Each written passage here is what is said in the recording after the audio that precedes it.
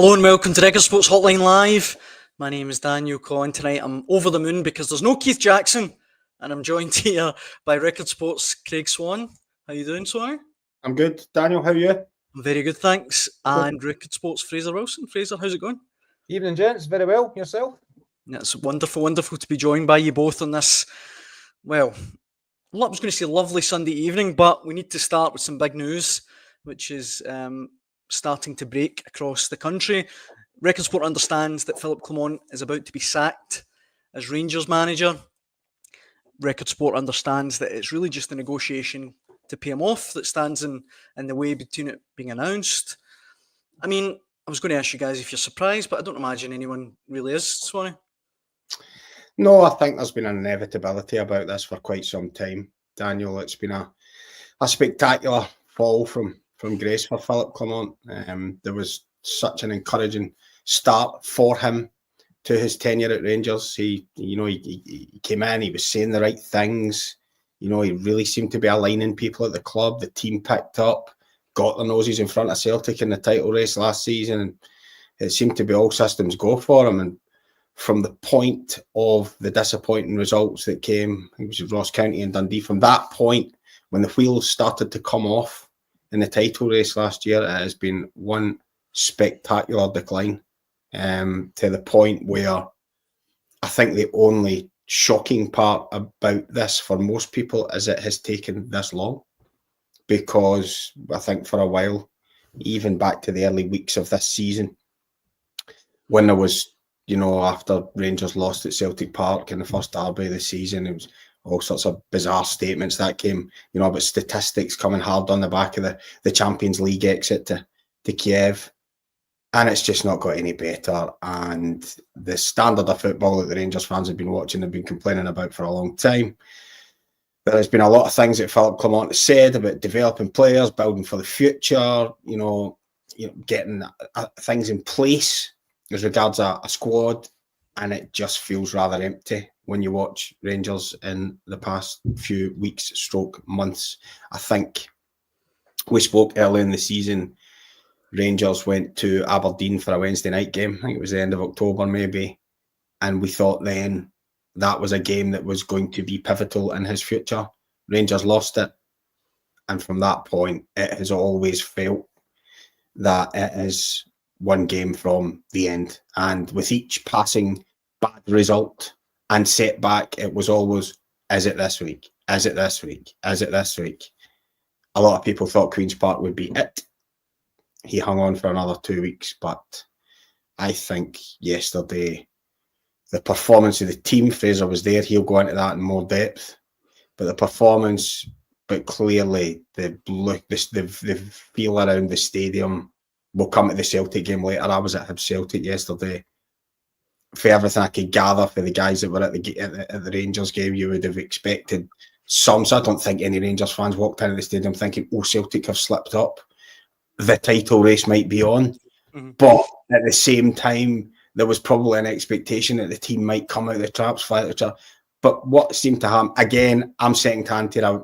Fraser will be best placed to talk about this, but it just seemed typical of Rangers. They're handed an opportunity, and this group of players, as soon as they get handed an opportunity, fold. Yeah. Well, I mean, on yesterday's game then, Fraser, Rangers easy okay right since saying the Queen's Park game is humiliating. But yesterday was one of the worst Rangers performances I've seen at Ibrox, and I include their stint in the lower leagues. Absolutely disgraceful.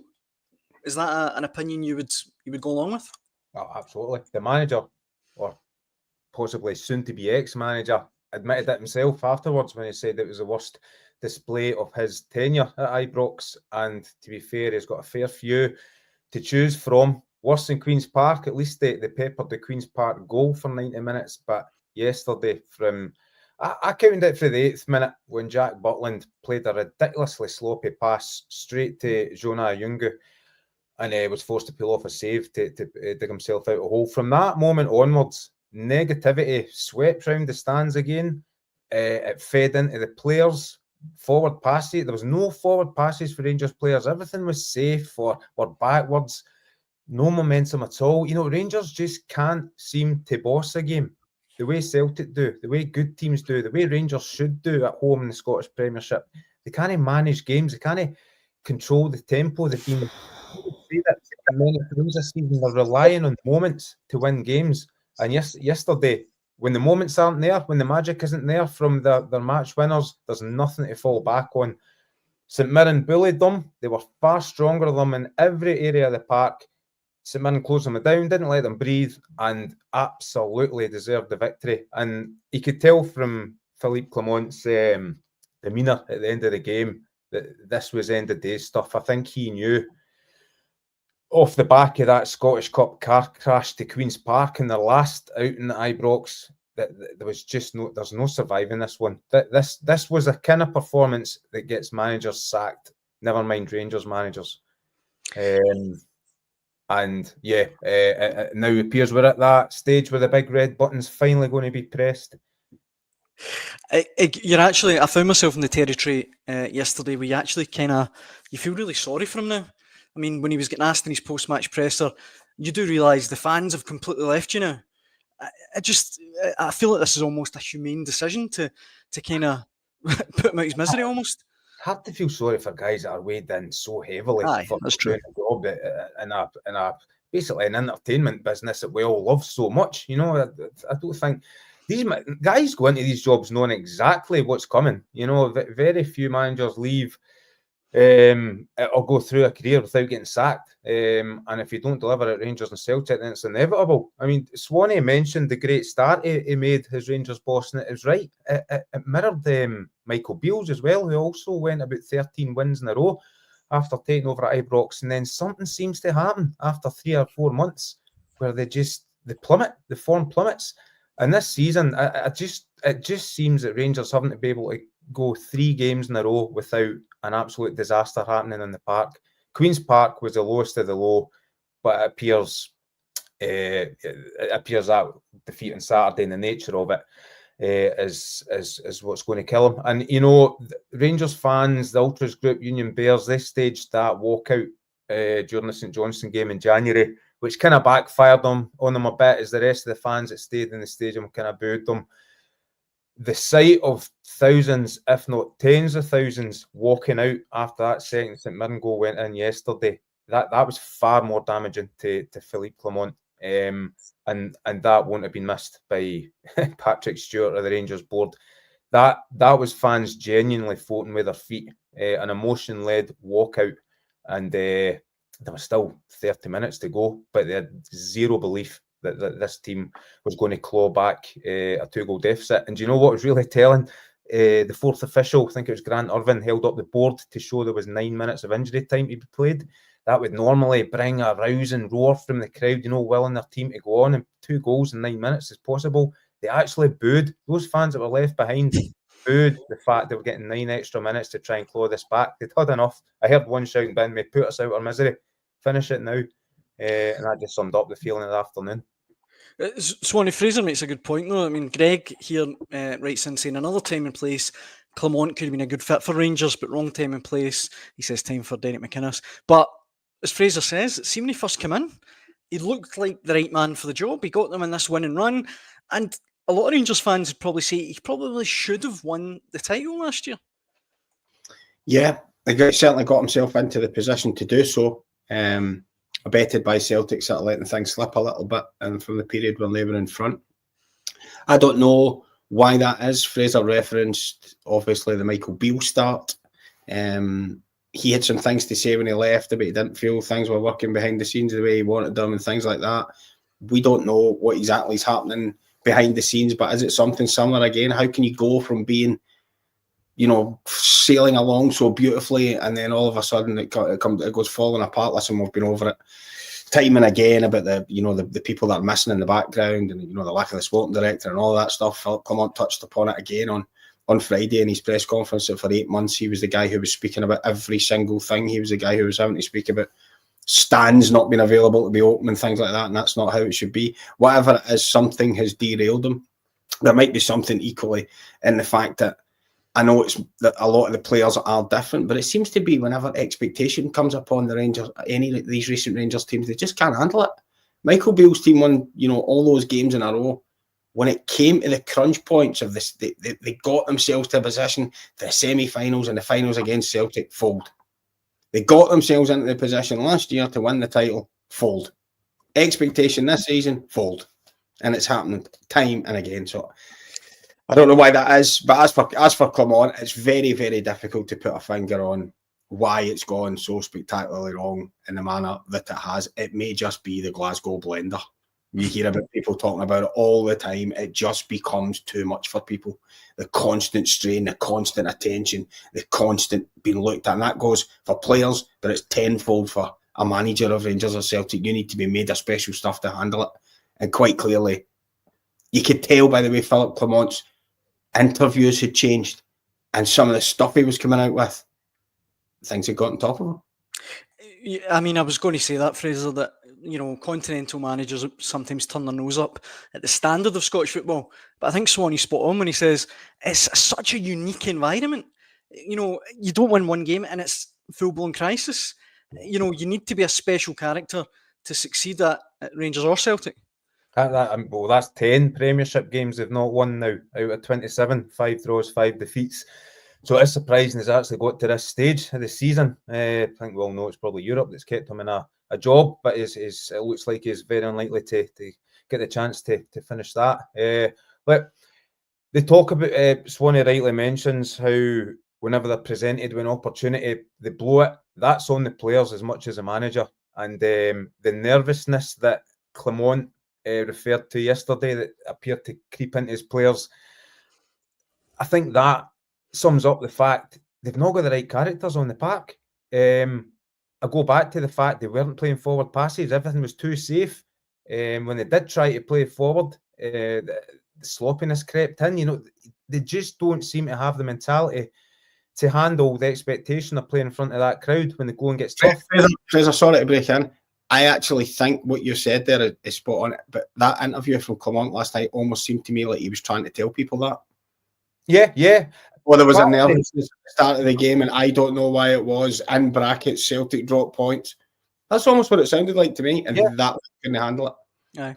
Thinking back to Clement's post-match press yesterday, it's almost as if he knew what was coming today. And that's another reason, as you say there, when it's not throwing the players under the bus, but, you know, he's looking for the excuses behind the players. And he's right. I mean, Rangers were absolutely bossed by St Mirren yesterday, and that should never happen to a Rangers team at home in the Premiership. First St Mirren win there for 34 years. They've now done the Dublin Rangers for the first time in 45 years. The standards have slipped dramatically at Rangers, and as much as I tried to back Philippe Clement during his troublesome December, I kept referring to the fact he's won 3 titles back home in Belgium. That is clearly there is a good boss in there somewhere. This has just got on top of him. I don't know if Rangers have destroyed a good manager or if a good manager has further dented Rangers. But look, the two haven't married up well, and it looks like there's a split coming very, very soon now. I should say that if you're watching at home, please get involved in the comment section, get involved in the discussion. What did you make of Philippe Clement's time as Rangers manager? I should stress that there is no official news, but Record Sport understands he's set to be sacked. I'm taking a power of stick for saying I feel sorry for him. Rangers, is he okay? He's about to get £1 million for failing miserably, Daniel. My heart bleeds for him. And John says, I'm sure he won't be weeping when he cashes in his compensation check. Look, I get that. But he's a human being. Do you know what I mean? Like, I don't know. Just felt a bit bad for him yesterday. Fraser, on St Mirren, right? Because I'm not going to get another chance to get this in, probably. Kyle Gunn, friend of the show, writes in saying, everyone will focus on Rangers' problems. They're plentiful. But in the 3rd anniversary of his appointment, St Mirren boss Stephen Robinson masterminded what I would call his best performance yet. The Paisley side bullied Clement's men, and it's a massive result in the hunt for a hat-trick of top 6 finishes. Brilliant. Right. Thank you, Kyle. Thank you for reminding us to pay huge compliments to Stephen Robinson and his St Mirren team. What a way to celebrate your 3rd anniversary in charge with that second successive win over Rangers. And as I said earlier, thoroughly deserved it. You know, there was a moment, and I do know St Mirren played some really good football, but you always know they're up for a battle. They are a big physical unit. And there was a moment midway through the first half, I think I referred to this in my match report, where Killian Phillips, who is getting better and better every time I see him, the loanee for Crystal Palace, he absolutely smashes into Yanis Hadji in a tackle right in front of dugouts. And Marcus Fraser's that pumped up that he runs over and applauds right in Yanis Hadji's face. It was proper gamesmanship, but it was just natural. It was so pumped up. I was quite surprised they got away with it and didn't get a ticking off for the referee. But that just summed up everything about St Mirren yesterday. They were absolutely pumped up to do maximum damage to Rangers. Solid at the back, defended their box when needed to be. Absolutely won the midfield battle. You know, Nico Raskin and Mohamed Diamande had no answer to the energy levels. Phillips, Mark O'Hara, Caelan Boyd-Munson there. And up front, the powerhouses are Jonah Ayungu and Mika Mandrin, who I like as a player. That absolutely, again, bullied the Rangers backline. Clinton Nseala, poor Clinton Nseala, won't have slept last night. Had an absolute nightmare at both goals. Outmuscled by Mandrin at the first, and then brushed off far too easily by sub Toyosi Olusanya for the second. All over the park, St Mirren were better. Game plan was perfect. You know, just I can't praise Stephen Robinson enough for the job he's done there. If they get top six for the third season in a row, it's sensational stuff on their budget. Swanee, see, just to round off on Rangers on Clement with this comment, and you can't blame Clement for players forgetting how to play football. Look, whether it's a permanent replacement now or an interim manager, you still got the same group of players. I mean, you wouldn't imagine there's going to be a massive upturn between now and the end of the season. You would imagine there'll be something of an upturn, because football players, you know what they're like. They could probably sense what was going on and sense the manager. And football players don't need excuses. And when the manager's getting it constantly, the Rangers players, I'm not saying they deliberately did it, but you know, when they go out yesterday and they play badly, Clement's the one that gets it. You know, and you can have guys even 3 out of 10 performances, and it's Clement's the one that gets it. So when an interim or whatever comes in, then you would expect that something will lift slightly. But it was interesting to hear Fraser's point there about that tackle on the touchline on Hadji and the events that followed it. That's the, you know, without constantly bringing it back to Celtic, but you know, that's the benchmark that Rangers are measured against in Scotland at the moment. Celtic can put a foot in. We think, you know, when it's going against them a bit, they can put a foot in. You know, yesterday there was a few things going on at Easter Road, and they were making tackles, and Hibs players were getting put in the deck and things like that. You know, they can stand up for themselves. A lot of these Rangers players don't look like they can. They just look weak. And teams sense that. And Stephen Robinson and St Mirren are absolutely the perfect team to take advantage of that. You see it. Listen, Rangers at Rugby Park Wednesday night. We saw it on Wednesday night, earlier in the season at Rugby Park. Kelly did the same thing. Bullied Rangers all over the pitch. And that's what teams can do to Rangers, that they can't really do to Celtic. And that's something that Rangers are going to have. The Rangers players, never mind the Rangers players, are going to have to get better at. Is standing up for themselves. That's fundamental in Scottish football, Sponey, isn't it?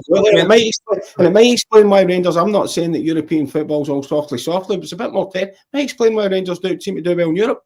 Potentially, yeah. I mean, you're right. You're absolutely bang on the money there with what you said. They are weak. Their midfield looks small. Just get overpowered so easily. And then that feeds into defending set pieces as well. You know, this is simple stuff, but it's crucial. You need height, you need power in your team. And right through the Rangers ranks yesterday, they looked weak. So when they're trying to defend their box, they're just getting brushed off, they're losing headers, they're not winning second balls. I genuinely think a good starting point would be for Rangers to bring in more physicality into certainly into their midfield, so they can take control of games better. But again, lovely wee footballer, but they go and sign Lyle Cameron for Dundee in the summer, and again, very small player. So I think there's a real problem with physicality and energy and power in that Rangers team at the moment. Look, I know I said finally on Rangers a minute ago, but genuinely, finally on Rangers, do you both agree that it will probably be an interim until the end of the season? The news of the potential takeover, it just wouldn't really make a lot of sense to appoint a permanent successor right now, would it? I think it has to be that situation, Daniel. I think it has to be. If there is investment coming into the club, which we believe there is, and there's going to be a takeover, then I think we all suspect they're going to want their own man, and they're going to have an idea who it's going to be. You know, why on earth would Rangers tie themselves down to a permanent thing just now? They're already troubled paying off Michael Beale and co, and now this is another payoff. You're not going to take a permanent manager just now, surely. That would just make no sense when you've got, they're talking about timescales of this summer. So somebody will hold the fort to the end of the season, I think, would be very sensible. The comment section, as you can probably imagine, is awash with potential successors. Who knows what it's going to end up looking like. I should say for everyone watching, we're still waiting on official news coming out. Record Sport understands he's set to be sacked as Rangers manager, but stay with Record Sport Online for all the latest news as it happens. Look, the other thing that I wanted to get your guys' take on was the game you were at yesterday, Swanee, the Celtic defeat against Hibs. Massive, great result for Hibs. The big talking point, of course, was Alistair Johnston's cutback towards the end of the game. I was going to say, how did you see it? But I don't think anyone can really tell if it was over the line or not. No, couldn't. And that's the key point of the whole thing here. We probably just finish the debate right here. I have to say, I was at the game. You know what it's like, natural reaction. My first thought was, oh, that's out. But it was just my first thought. Your thought. My thought doesn't count. No one's thought counts. The only person whose opinion that counted was a linesman who was standing as close as anyone to the line to see it. And he didn't put his flag up. Now, that might be because of just where the human body has to be to cross a ball like that. As you can see from the pictures that are on the screen just now, Alistair Johnston's foot and his calf are going to be kind of obscuring things a little bit for the linesman. He couldn't tell for sure. Therefore, he didn't put his flag up. Quite why the VAR decide that they will then get involved when they don't have a camera on the line is utterly bewildering. I just find the whole thing bizarre. I mean, you're at the game. You guys have been at enough games. You know what it's like. The ball comes in. Dyson Maida puts the ball in the net. Your eyes kind of drawn to Stevie McLean to see. He turns and points to the centre circle. He's clearly looked at the line and he thought, that's a goal. All right, he kept it in. Fair enough. And the Hibs players are screaming. Listen, we've all seen it a million times. Aye. But it was all debate. The Hibs players thought it was out. The Celtic players thought it was in. The linesman thought it was in. Or maybe closer to the point, he might have thought it was out, but he couldn't be sure. So he didn't flag. That's the point. Mm-hmm. Why VAR are getting involved in something, I have no idea. Aye. Because we don't have cameras on the lines. We don't have goal line technology in this country. We don't have cameras on the byline. I found that bewildering. And I wasn't surprised that Brendan Rodgers took the approach he took after the game, because he was quite right. And what he said, you can't guess. You can't guess at this. Oh, I think it probably was out. So I'm going to chalk a goal off. And I think somebody made a fair point today. A lot has been said about the fact that it doesn't really matter because, well, you know, Celtic lost, but Rangers lost anyway, so it doesn't really affect the title race. Well, you try telling that to Aberdeen and Dundee United to see Hibs getting another couple of points and they chase them down in third. It does matter. It matters a lot. And Celtic don't want to be losing games. So, no, he shouldn't have got involved. And I don't know why he did. And that's another mess that Wally Collum is going to have to come out and clean up that he really didn't have to. Aye. I know. I mean, on that, Fraser, we had a kind of similar comment from Mark Nicholas Moore, who says, if even the slightest bit of leather is touching an inch of the line, then the ball's in play. There is no way you can be 100% accurate, so the on-field decision has to stand. I mean, that kind of sounds right to me, but couldn't put it better myself. It's bang on. Look, you talk about fine margins in football. It doesn't get any finer than that, does it? But we are talking about a lick of leather here. But as these have all said, as the comment said there, nobody can know for sure. So in that instance, nobody should have intervened. You know, it simply has to come down to a guess, because there's not a single camera shot that shows if it was in or if it was out, without doubt. So again, I'm bewildered as to why they got involved in that. To the naked eye, one of the angles makes it look like it's out, but that, again, you have to take the curvature of the ball into account. It's not a straight on shot, so nobody will ever know if that ball was in or out. And the goal should have stood. Simple as that. But do you know what? It's slightly taken away for the fact, from what I saw and what I've heard and what I've spoken to people, Hibs thoroughly deserved the 3 points. And just another wonderful, wonderful afternoon for David Gray. What a job he's done at Hibs since turning it around back in November. Was it 1 defeat in 15 now? And this really was a statement win that proves they are the real deal now. They are the form team in Scotland, and it's going to be some battle between them and Aberdeen and Hearts Dundee United for third, I would say. It's that is the exciting one in the Premiership right now. And the Scottish Cup quarter final in a couple of weeks as well against Celtic too. That'll be a belter now.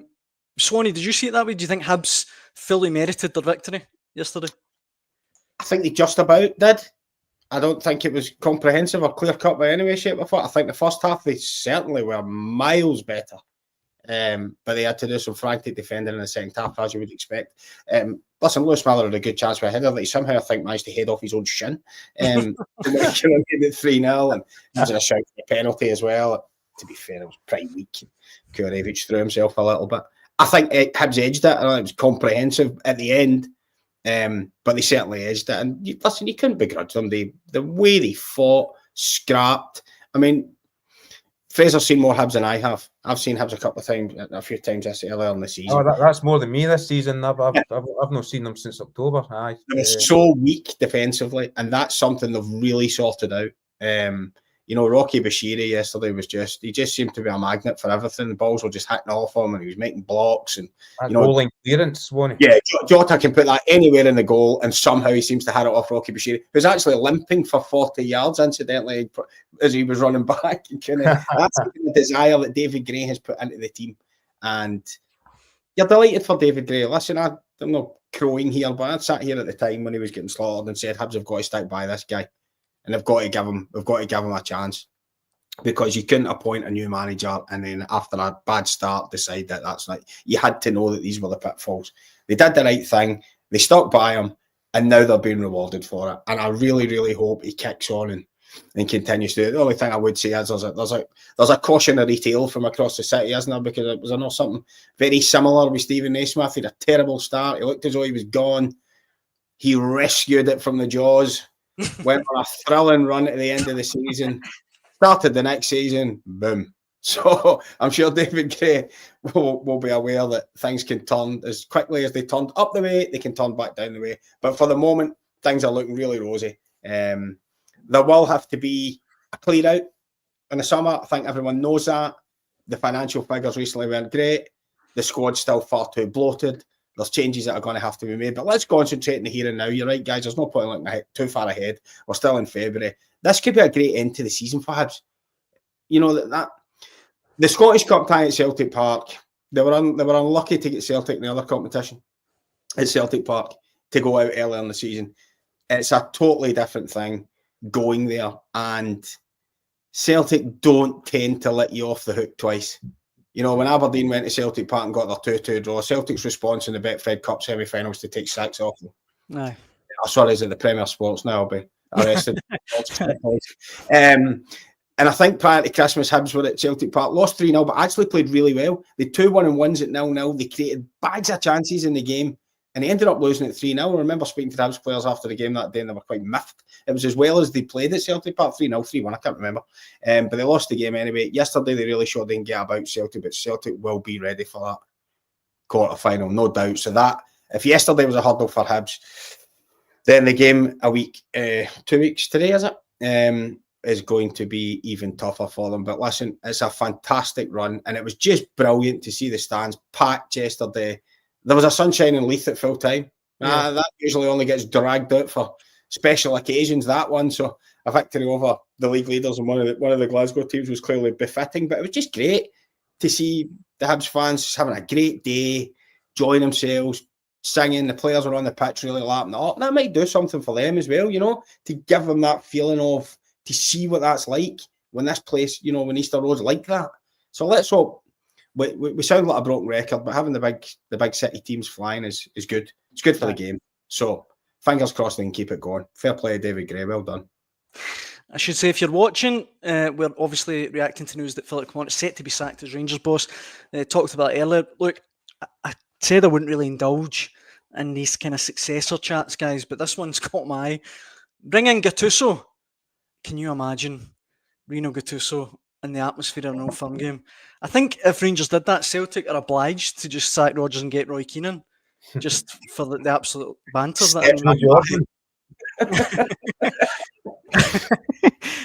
No, keep hitting us with all of your comments. Well, Lorenzo Amoruso was at Ibrox yesterday. Maybe he saw what was coming. Maybe.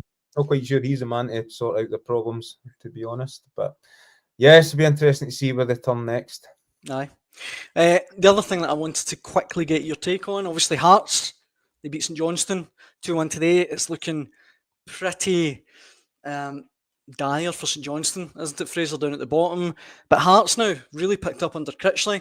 And yesterday, Aberdeen confirming they actually can kick a jelly bean. It's another win for them. They've turned it Three in around. the trot. Three wins in the trot now. I know, incredible. Honestly, are they now going to go on another 11, 12, 13 game winning streak? What a streaky team they are. But aye, look, big job to go and get another result at Parkhead on Tuesday night. So that might bring this little turnaround to an abrupt halt. But after that, I think it's Motherwell, a big one against Dundee United. I keep hearing Willie Miller saying that he sees what Jimmy Telline's trying to do. So Willie Miller sees a lot more of Aberdeen than I do, but he certainly spent a bit of money again in the last window. So Aberdeen really need to keep hold of that third place to take any positivity out of this season. Maybe it's all coming together in a good time for the Scottish Cup as well. Queen's Park at home in the quarter-final, so you would thoroughly expect them to avoid doing the Rangers and get to Hampden again. So, maybe things are turning again. It was a great goal by the new boy Dabber. Great finish. But I think up to that point, wasn't an awful lot in the game. So, I'll reserve judgment still on the Jimmy Telline revolution at Pittodrie. You talk about the new strikers, Fraser. Obviously, the new lad at Hearts, Cabangu. That's what, 7 now. 7. It's taking the weight off Shankland. It's kind of energised the other front players to they've got another focal point, and there's goals in Hearts now. There is, so, that was a good result today. I know you focused on St Johnstone, Daniel, but that's a nice day for them. Yeah, I have to say, and I think they've got a couple of games this week that are really massive against teams that are down and around. Listen, we know what the bottom six is like. You're never really detached the way the bottom six is done because they all play each other, after the split. So as long as you can stay somewhat in there, but from a Hearts point of view, that was a good win away from home on a dodgy pitch. Neil Critchley has found a way to play all three of his strikers as well. He's got Shankland sitting just behind Cabangu and James Wilson. And I think we all know Lawrence Shankland's the most intelligent front man at Hearts. I think he's underrated in terms of that. And it seems to be working. Sorry, we sat at games earlier there was games earlier in the season where Shankland was going through that terrible scoring drought when he couldn't score. Mm-hmm. And he was so intelligent and he was getting into great positions and he was playing guys in. Mm-hmm. And we all kept saying, why can't somebody be doing that for Lawrence Shankland? Putting him in. He's the one that said, it looks like Cabangu is the guy who's now allowing that to happen, and James Wilson's taking a spark off it. And that's making so the things that Shankland's doing outside of the box, Hearts are now getting some benefit from. Yeah. Rather than if he's doing these things outside the box, he's not scoring, Hearts aren't scoring. It's like, well, Ron Shankland's not doing it. And he was probably doing all this earlier in the season as well. Yeah. All this same link play, all this good stuff. Yeah, it was. Yeah. Hearts weren't getting anything out of it. Mm-hmm. Now they are. So fair play to Critchley for finding a way, like you say, to get that done. And we can't not mention the United. Brighton result as well. Can I just crowbar in a goalkeeping reference? Of course you can, well, obviously. If you must. You know what's coming. Have you seen the highlights of the Hearts game? Craig Gordon, save of the season. Aye, it was brilliant. Just typical Craig Gordon instincts, reflexes, throwing up a big left arm. But what a save to deny the boy Curtis. If you've not seen it, viewers, go on to Twitter, Sky Sports Twitter, an incredible save. I think our own Chris Sutton described it as the best save he's seen this season anywhere, and I think it's bang on the money. Incredible stuff for a 42-year-old. I'm going to be sitting here with a big beard that's 61 years of age. I wondered what you're going to say there, Swanee. Still talking about Craig Gordon making saves. He hurls his Zimmer frame across the goal to just keep the ball out. He's just unbelievable. He's just unbelievable. When's he going to finish? Never at this rate. Poor old Xander Clark having to sit and watch that every week. Getting his 400 Scotland cap on his 60th birthday. Right, before I round up, guys, I should say everyone watching, Record Sport understands Philippe Clement is set to be sacked as Rangers manager. You can probably see I'm looking off camera. It's because I'm frantically refreshing the Rangers website and the Rangers Twitter feed. So we're still waiting on official news to come out, but that's what Record Sport understands. And I know I keep coming back to this, guys, and I keep saying finally, but there we go. A lot of people saying Steven Gerrard. Is there any way you could see Steven Gerrard being in the frame to come back to Rangers? Would he want to come back? Would they want him back? I don't know. That doesn't seem right to me, but I don't know. You're available. Our answer is, do American investors see Steven Gerrard as the man? That's the question you need to ask. Because if they don't, there's no point having this conversation. but honestly, I think my own personal feeling is that ship has sailed. Steven Gerrard had his time, had a good time there. He did great. I don't think it's gone well for him since. I don't automatically think Steven Gerrard's going to come sweeping back in the door and everything's going to be rosy. I suspect that maybe somebody else, but who knows? You got to remember, in 3 years was it Steven Gerrard was in charge of Rangers? Yeah, he won a title, but he didn't win anything else. He wasn't quite as successful as what a lot of Rangers fans maybe think. So for that reason, as well as anything else, I just don't think they would go back for Steven Gerrard. But there's 100 reasons why they probably wouldn't. But look, he's available, so never say never. No. To sum it all up, AJSC says Scottish football is all about mince and tatties, bothering cholesterol. Clement was more a salmon canapes and Prosecco man. Totally unsuited to Scotland. And I think that's a nice way to tie a bow in tonight's episode, guys. Thank you. Thank you very much to everyone watching who got involved in the conversation. We really appreciate it. If you want to follow all of the latest breaking news, not just on Philippe Clement, but Scottish football in general, Record Sport is the place to do it. Fraser, Swanee, thank you very much. Thank you, Daniel. We'll be back to do it all again at 6 p.m. tomorrow. We hope you can join us then. Cheers. Cheers.